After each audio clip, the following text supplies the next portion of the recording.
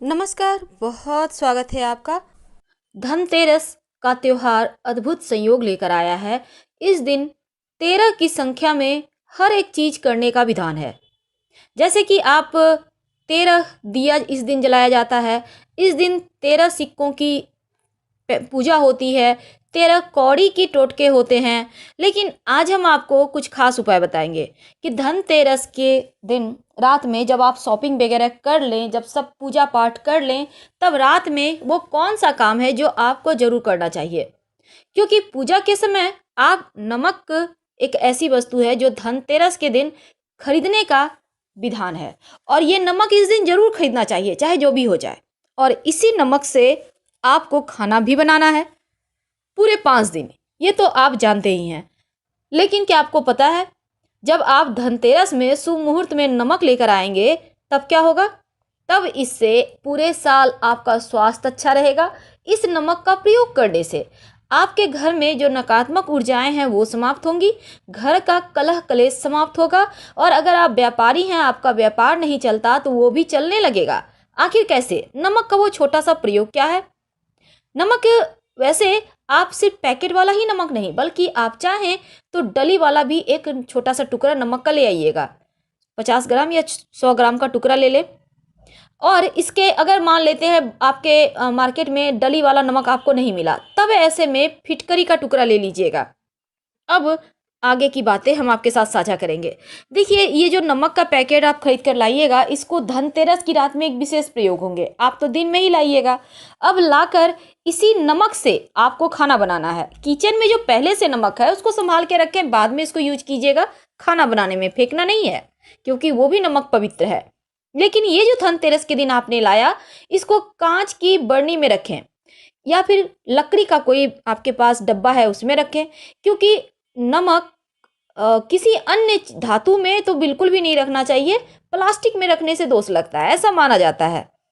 तब कांच का व्याम आपके पास होगा, हर किसी के घर में होता है, होगा, उसी में रखें। और 2-4 उसमें साबुत लौंग डाल दीजिएगा। जब आप खाना बनाते हैं, लौंग उसी में रहेगा, नमक में ही। अगर खाना बनाने में आ जाता है हाथ में, वापस डाल दें। अब बाई चांस आपका सब्जी में चला गया नमक में लौंग भी, कोई बात नहीं, जाने दीजिए, कोई दिक्कत नहीं है।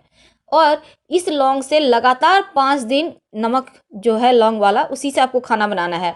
और हमेशा ही ढक्कन बंद करके रखिएगा, क्योंकि नमक बहुत जल्दी नकारात्मक ऊर्जा को सोखता है, याद रखिए। नहीं तो फिर आपका स्वास्थ्य पर निगेटिव प्रभाव होगा। दूसरी बात, ये जो नमक है, आपने जो पैकेट खरीद के लाइएगा तो आधा किचन में रख लें और आधा उसको संभाल के रखिए। अब इसमें से आपको जब भी मौका मिले एक काम करें, एक कांच का ग्लास, आपके घर में शीशा का ग्लास होगा, शरबत सेट वगैरह, एक ग्लास ले लें, उसमें पानी भरें, थोड़ा सा ऊपर से खाली रखिएगा, 1-2 अंगुल, ठीक है। अब इसमें 1 चम्मच यही वाला नमक जो आपने इस दिन खरीद कर लाया है ना, इसको डालें पानी में, और इसको अपने घर के दक्षिण पश्चिम दिशा में रख दें। ग्लास को पानी के साथ कहीं भी कोना में रख दें। ऐसी जगह रखें जहाँ बच्चे हैं तो गिरा ना दे, कहीं छज्जे वगैरह में भी रख सकते हैं, कोई दिक्कत नहीं है। अब इसको आप यहाँ पर रहने दें, कब तक? पूर्णिमा, कार्तिक पूर्णिमा तक। इसके बाद इसको बेसिन में डाल दीजिएगा, फिर से फ्रेश आप चाहें तो भर के इस दिन रख दीजिएगा। तीसरी बात, हमने कहा आपको डली वाला नमक या फिर आपको फिटकरी का टुकड़ा लाने। तो डली वाला नमक और फिटकरी का जो टुकड़ा आप लेकर आइएगा, तो जो भी आपके पास है एक चीज़ ले लें। अगर आप व्यापारी भाई हैं, आपका व्यापार नहीं चलता है, तो लाल कपड़े में इस नमक का टुकड़ा या फिटकरी जो भी आपके पास है, इस धनतेरस के दिन बांध कर अपने व्यापार स्थल के दरवाजे पर, शटर पर, ग्रिल पर, जो भी है वहाँ पे बांध दे। ऐसा करने से आपका व्यापार चलने लगेगा, किसी तरह का कोई बाधा होगी तो वो समाप्त हो जाएगा। और इस दिन व्यापारी भाई लोग के लिए खास स्वस्तिक का निशान अपने व्यापार स्थल पर जरूर बनाइएगा, सिंदूर घी मिक्स करके। ज़्यादा बड़ा नहीं बनाइएगा, छोटा सा, 9 अंगुल से छोटा, और 2 खड़ी रेखाएं जरूर डालिएगा। तो हम बात कर रहे थे नमक का। रात में एक नमक का विशेष प्रयोग करना है। एक कांच की कटोरी ले लें, कांच का, नया नहीं, आपके घर में पहले से वही लें, क्योंकि धनतेरस के दिन कांच नहीं खरीदना चाहिए, ठीक है। अब इसमें थोड़ा सा नमक रखें, थोड़ा सा मतलब आप 1 मुट्ठी रख सकते हैं।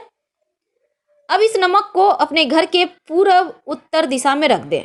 दिवाली तक, पूजा तक रहेगा, यहाँ पर ही साइड में रखिएगा कि वहाँ पर पड़ा रहे। अब दीपावली की पूजा के बाद इस नमक को आप अगर पास में गौशाला है तो गाय के चारा में डाल दीजिएगा, और नहीं तो फिर आप इसको जैसे हमने कहा बेसिन वगैरह में डालने के लिए या ड्रेन में डाल दीजिए, क्योंकि ये तमाम नकारात्मक चीज़ों को सोख लेगा। इस नमक को खाइएगा मत। आप थोड़ा भी नमक रख सकते हैं, जरूरी नहीं कि एक मुट्ठी रखें, आप 2-4 चुटकी भी रख सकते हैं, लेकिन नियम है। झाड़ू तो धनतेरस के दिन आप लाइएगा ही, लेकिन धनतेरस की रात में झाड़ू का विशेष पूजा भी होता है, आपको पता है शायद होगा। तो चलिए हम थोड़ा सा आपके साथ साझा करते हैं। देखिए करना क्या है, आप जब झाड़ू लाएंगे तो हालांकि धनतेरस के दिन से ही आप झाड़ू लगाना शुरू कर दें, क्योंकि रात में पूजा कीजिएगा, शाम में आप तो कल से कीजिएगा झाड़ू लगाने का स्टार्ट, कोई दिक्कत नहीं है। चतुर्दशी से इसी नए झाड़ू से आपको झाड़ू लगाना है। और दीपावली के अगले दिन सुबह पुरानी झाड़ू से जब आपके घर में लक्ष्मी आ जाती है, तब दरिद्रता को बाहर किया जाता है। सूप और झाड़ू के साथ बाहर करने का विधान होता है, तब आप निकालिएगा। लेकिन नई झाड़ू को जब आप लाइएगा धनतेरस की शाम में जब पूजा कीजिएगा, तो झाड़ू के हैंडल में सफ़ेद धागा बांध दें। अगर घर में सफ़ेद धागा नहीं है तो फिर आप इसमें लाल धागा, मौली धागा बांध सकते हैं। इसके बाद झाड़ू का भी पूजा करना चाहिए, और ये झाड़ू से ही सफाई कीजिए। लेकिन दीपावली की रात में जब पूजा कीजिएगा, वहाँ पर साइड में इस झाड़ू को रहने दीजिएगा, क्योंकि यही झाड़ू तो आपके घर में लक्ष्मी जगाएगा और दरिद्रता को बाहर करेगा। झाड़ू की पूजा में जैसे थोड़ा सा आप पुष्प, थोड़ी सी अक्षत, कुमकुम, हल्का सा, ज़्यादा नहीं, थोड़ा सा नियम करना है आपको। और इस झाड़ू को अपने पूजा वगैरह कर लें, खाना पीना खाइए मज़े से। रात में सोने के पहले अपने घर के मुख्य दरवाजे पर, यानी आपका जो मेन डोर होगा अपने आपके घर का, अंदर की तरफ से उल्टा करके रख दे। अब सीधा का मतलब क्या होता है, आपने हैंडल पकड़ा, सामने में झाड़ू का पूंछ है। उल्टा का मतलब जो हैंडल आपके हाथ में है उस हैंडल को ऐसे रखें कि जैसे कोई नकारात्मक शक्ति आए तो उसको आप झाड़ू से हटा सके। इस स्टाइल में आपको मतलब प्रतीकात्मक रूप से रखना होता है। और इस झाड़ू का सुबह उठकर आप उसी से झाड़ू लगाइए।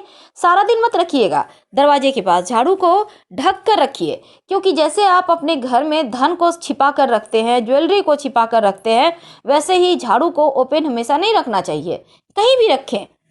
वैसे तो रखने का नियम है दक्षिण पश्चिम दिशा में रखना चाहिए। कोई भी अगर सफ़ेद कपड़ा है तो और अच्छी बात, नहीं तो कोई भी कपड़ा से ढक कर रखिए। अब झाड़ू मान लेते हैं गीला है तो उसको सुखा लीजिए आप, फिर रखिएगा, नहीं तो झाड़ू खराब हो जाएगा।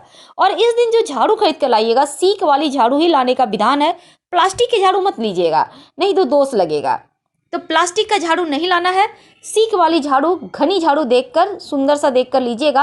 ये नहीं कि टूटा फूटा हुआ सारा बिक गया, आपको मिला ही नहीं, दूसरा दुकान देखिए। जरूरी नहीं है कि एक ही दुकान से आपको लेना है, लेकिन ढंग का देख कर लाइएगा, जो आपके जीवन में पूरे साल सुख, समृद्धि, खुशियों को लाता रहे, बरकत बनाता रहे।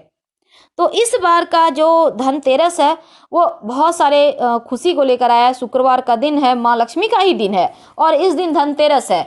जब आप शाम में कुबेर देव महाराज, धनवंतरी जी, माँ लक्ष्मी की आराधना करेंगे, तब जीवन में खुशियाँ चारों ओर से बरसेगी।